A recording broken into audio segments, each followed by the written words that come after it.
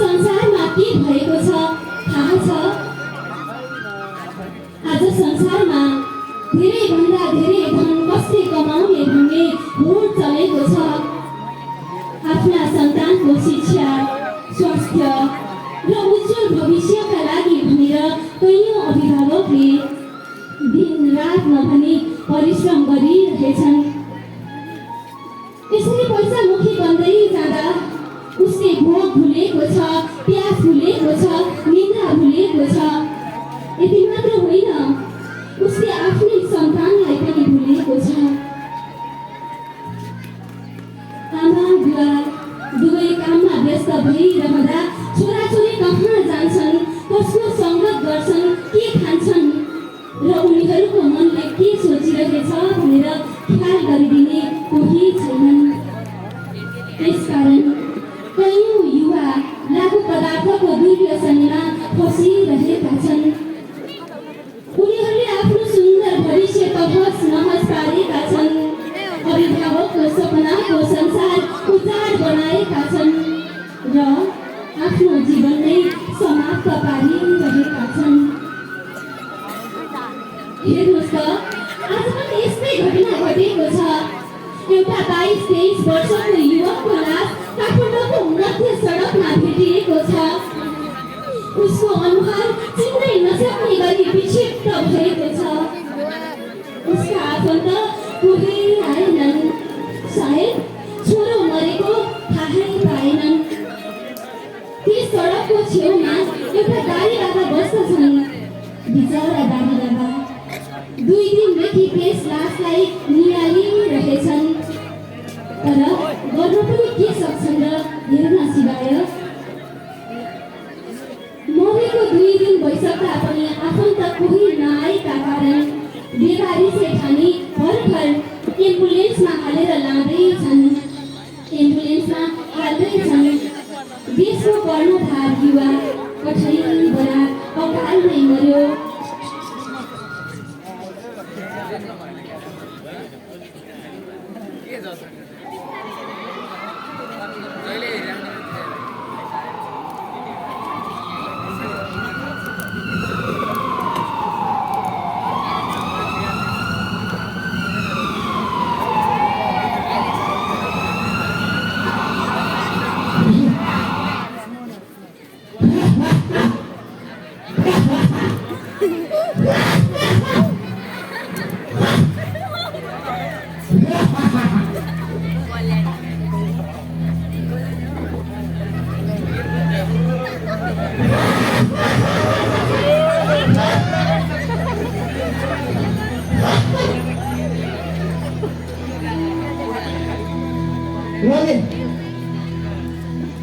मान्छेहरूले एउटा बेवारिसे मान्छेको लास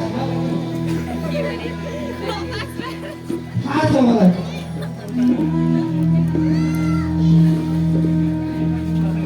अब ब्रह्माजीको त्यो सिर्जनालाई यिनीहरूले लगेर बोल्दैछ, खरानी बनाउँदैछ अनि पत्रिकामा छापिँदैछ।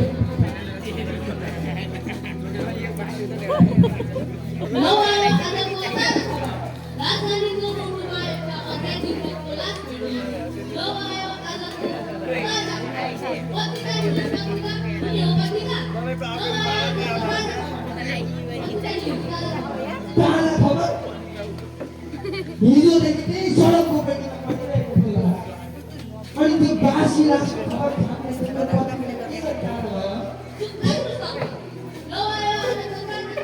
बासी खबर भाइ लिसाको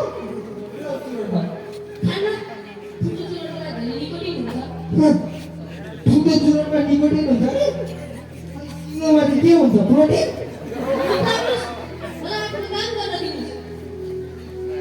हेर भाइ, काम गर्ने मान्छेले सुकै वातावरणमा नि काम सम्पूर्ण गर्दछ र छोड्ने के छ पत्रिकामा? त्यो केटाको आफन्त भेट्यो त?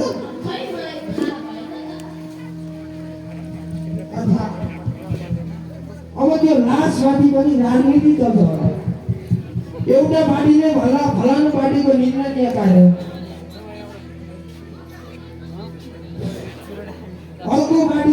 त्यो भिस्काने पार्टीको झिल्लाको षड्यन्त्र हो। बन्द हडताल नारा जुलुस के हुने हो यहाँ खै कसैलाई केही थाहा छैन। विद्यालय विश्वविद्यालय बन्द हुने होला, कोही कारखानाका काम ठप्प हुने होला। लासमाथि राजनीति तपाईँले नेता तर्फबाट भन्दै थियो देखा थिएन। व्यस्तताका कारण यो सडकमा हिँड्ने हजारौँ मान्छेले देखेर पनि नदेखेरै गरेर अघि एम्बुलेन्सले लानुभन्दा पहिला समय पनि उसलाई पनि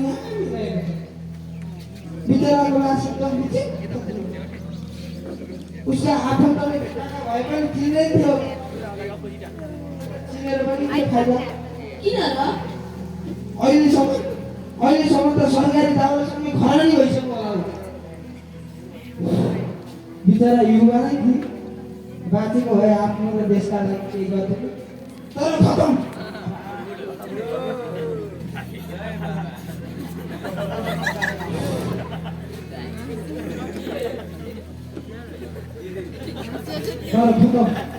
अब त उसको इतिहासमा पनि नाम लेखिँदैन होला। लौ म चाहिँ लागेको मेरो धेरै पत्रिका बेच्नु छ। लौ आयो आजको ताजा खबर दिनुहोस् ताजा खबर।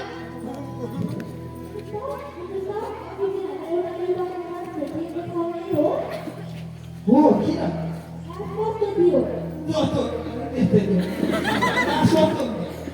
अझै हिउँ जस्तो चिज श्वास लिने घर।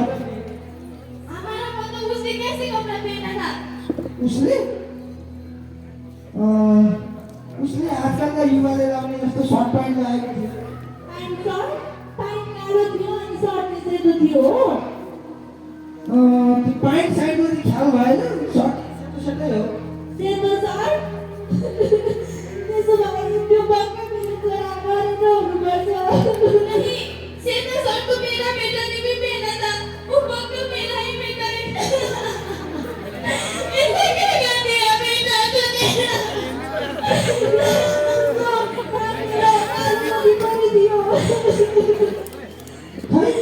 ख्याल भयो, बिचराको अनुहार विचित्र थियो।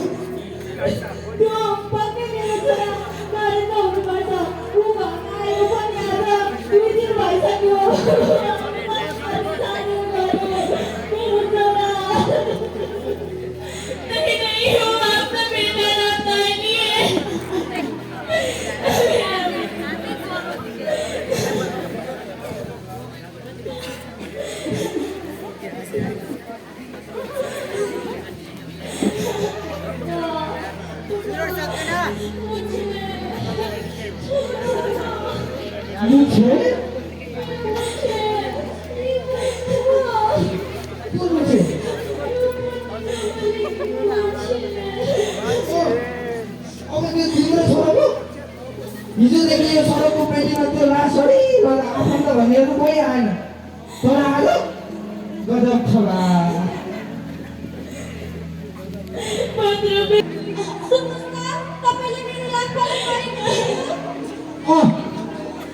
अर्को आफन्त आगमनको यो संसारमा केवल दुई किसिमका मान्छेहरूलाई शुद्ध सत्य हुँदो रहेछ। एउटा जन्मिँदै नजन्ने मान्छे, अर्को मरिसकेको मान्छे। हिजोसम्म त्यो लासलाई हेरिरहँदा अभागी जस्तो लागेको थियो, तर आज त्यो कुरा गलत साबित भयो।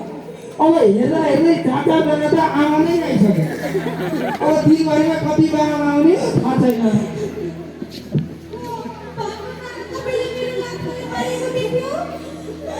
मरेको त देख्यो, तिम्रो लाग्दा हो कि नरेन्द्र हो कि उसको मुद्रा हो कि उसको राम्रो छुट्याउन दिइसकेन होला।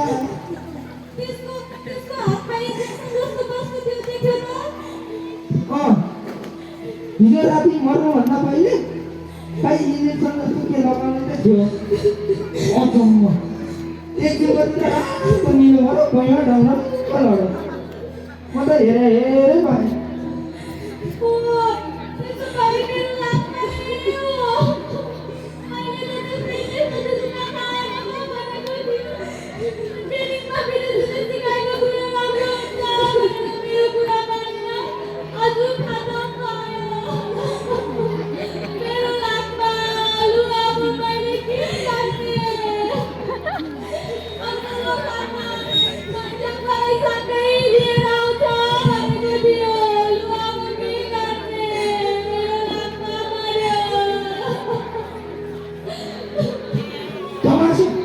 घोर तमासा फलिएको चरम लिनु न हो हिजो त्यो मान्छे जिउँदैछ कसैलाई ख्याल भएन छोरो के गरे दुर्वेशनी गऱ्यो के गर्छ कसैलाई ख्याल भएन तर अहिले फोकटको प्रतिक्रिया दिएको 2 थोपा आँसु आएका हिजो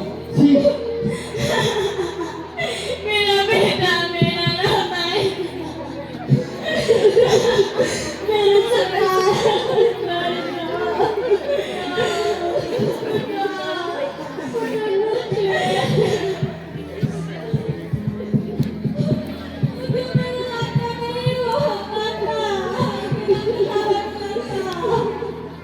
आउनुहोस् तपाईँ पनि आउनु न आउनु त्यो मर्ने केटा कतै मरेर नुथे रामदयाल राख्न नपाइँदैन तपाईँहरू कसैको आफ्नै छोरो पनि बुझ्नु कतै तपाईँहरूको छोरो पनि यसै कतै पेटीमा लडिरहेको छ कि आउनुहोस् बुझ्नुहोस् नहीं नहीं मुझे पता भयो मेरा बेटा ये मेरा बेटा मर गया कोई ना तो मेरा छोरा मारे तो मेरा छोरा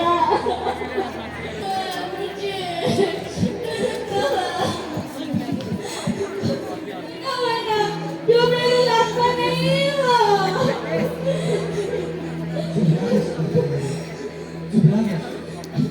त्यो अरू कसैको छैन त्यो मेरो छोरी जसलाई यही बुढो हात भविष्यको साथमा लगायत बगुतिर लाग्छ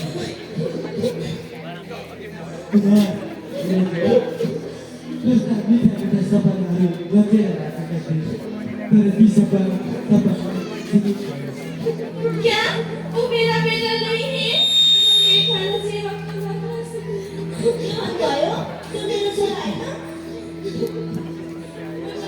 मेरो पुत्र कुछ बोल्दा बोलेन उसको मार्न पाएको ए यसो भए मेरो लाग्नु होइन आगे कता कस्तो डराएको थियो त्यसले खोजे नसुकेले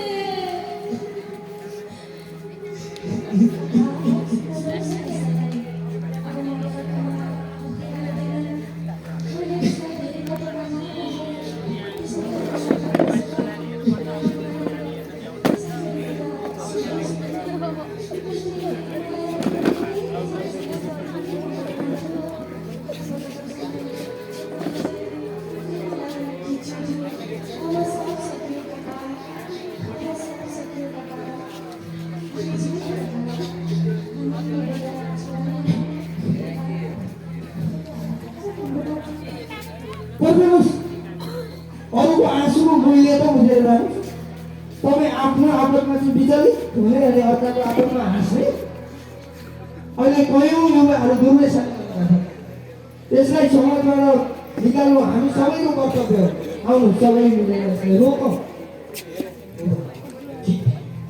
त्यसलाई चाहिँ भविष्यको शिक्षाको लागि आफ्नो बुढो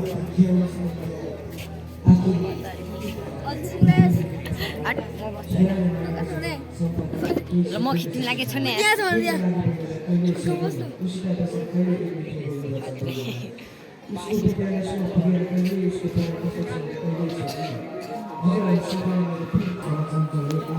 व्यवसायमा हुन पर्यो आफ्नो छोरालाई ध्यान दिनुहोस् के गर्दैछ के कस्तो बाटोमा हिँड्दैछ को कस्तो साथीको सङ्गतमा छ र के वस्तुहरू सेवन गर्दैछ आज म हेर्दैछु आज आफ्नै लापरवाहीका कारण छु